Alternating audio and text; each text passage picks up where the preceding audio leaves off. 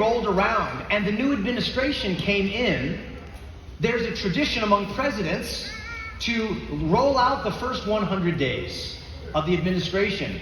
And I was locked in the backyard because of the government mandates that were going on. And I thought, we need to get off the defense and get on the offense and come up with a 100-day plan for the family of faith. And while many people, even within the church, are just complaining about what's going on or identifying the darkness and the negativity as fulfilled prophecy, almost as though they're just waiting for things to get worse and worse and praying for the rapture to just rescue us, I'm saying that's not what our forefathers and foremothers did when things got bad. They didn't tuck their head between their knees, cry in their Chick-fil-A soup, and wait to get raptured to heaven while the world collapsed around them. They said, we have the Bible. Jesus has all authority in heaven and on earth. He came to defeat the works of the devil, and he sent his people out into the world to succeed in his mission to reconcile the world to himself. He has come to liberate planet Earth, and he's going to do it through us by changing and transforming our hearts, and then we go into the world and transform the world.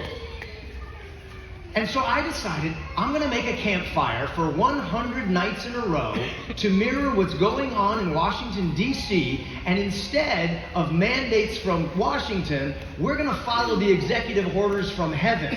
Let's humble ourselves and pray and turn from our wicked ways and follow God's ways.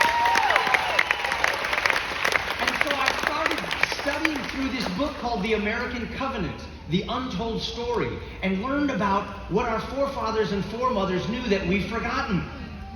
They were in a sacred friendship with God, a covenant relationship, and they applied God's word to every aspect of their life, not just their own faith, but their families and their communities and their civil government. And it led to the freest, most prosperous, strongest, generous, and most blessed nation on the planet. And I thought, we need to get back to that. And many of you followed me for those 100 days. I then realized I'm just one guy in my backyard, lighting a fire.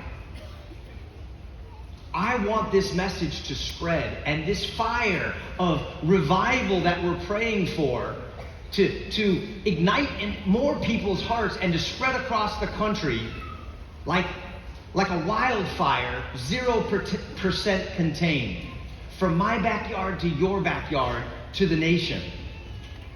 But what I found from a lot of people, as I was reading your comments, were many people were discouraged by what's happening politically and morally in the nation, what's going on in our schools and what our kids are being taught, that they feel like there's no hope. Can we really turn America around in a post-Christian culture?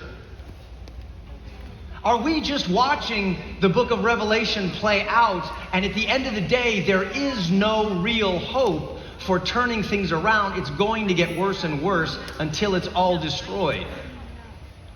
And I said, that's not what I learned in this book, and that's not what I read in the Bible. That's not what history tells me. And so I want to challenge you here tonight, those of you who are feeling discouraged and being concerned that there is no hope for your kids. Let me ask you this question. Who is the ruler of the earth? Now, before you answer, I love your answer, there's three options. It's either God, Satan, or man. Now, if we're secular humanists, we would say there is no God, there is no Satan. We're in control, and the most dominant win.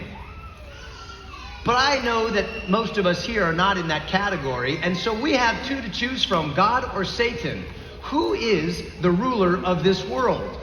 And if you believe that Satan is the ruler of this earth, and I know the verses, the God of this world, the spirit of disobedience that rules in the hearts of unbelievers. If you believe that, and I'm going to put a diagram up here of a worldview that has crept into the church over the last century that essentially comes down to saying that Satan is the sovereign on earth, that Jesus is like an absentee king who has authority to rule on earth, but is currently in heaven, primarily focused on maintaining his church and preparing a place in heaven for when he returns. And that he's temporarily subjugated the authority to rule the world to Satan. If that's your view, then you see your commission is just to concentrate on saving souls from this evil world. You would then see Christian culture as a counterculture, not the primary culture, an isolated, persecuted minority in an evil world. If you see Satan ruling the earth, church activity is primary and spiritual, our prayers, our Bible study, while worldly pursuits, like a job, paying the bills, politics, are secular and to be dealt with only as a necessity. And if you see Satan ruling the earth, reformation and transformation, the heavenizing of the earth, is impossible, since things must get worse because Satan is in control. But if you read the writings of our forefathers and foremothers, you'll find that that was not what they believed. They read their Bibles and concluded that God is the sole sovereign over men and women and their property, that Jesus Christ is the ruler of the earth, and Satan is a defeated foe. If you believe that God is the ruler of the earth, then it follows that our commission is to subdue the earth and build godly nations through evangelizing and discipleship. You see Christian culture as leavening all areas of life, replenishing the earth, and a blessing to all mankind. The kingdom grows, it doesn't shrink. It expands, it doesn't contract.